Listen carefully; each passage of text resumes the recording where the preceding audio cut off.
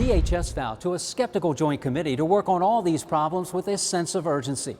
And the secretary backed up that pledge by outlining steps already taken and a strategy going forward. DHS Secretary Rafael Lopez facing tough questions, but his answers seemed to cool the room temperature. It is unacceptable when individuals who act as our children's caregivers do not have full background checks.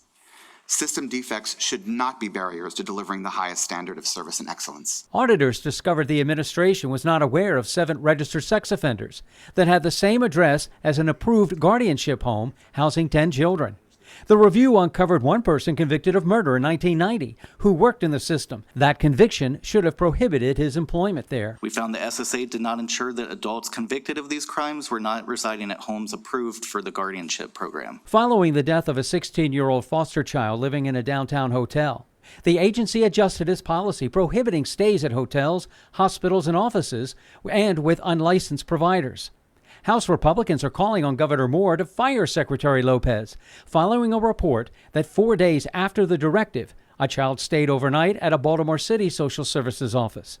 Secretary Lopez says the new policy is working, and there's now an emphasis on matching children with relatives. The kids who are no longer in hotels from the last couple of weeks, they are placed with Maryland-based providers.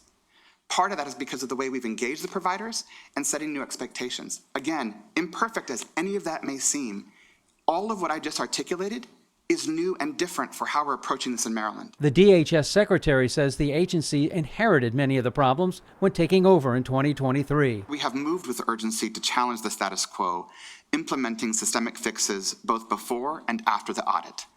Are these perfect? They are not. Are they done? Absolutely not. But we are moving with urgency to try to resolve these. The standard review of DHS is not over. The Joint Committee asked auditors to take a deeper dive and fully expects DHS to cooperate. Reporting from Annapolis, David Collins, WBAL TV 11 News.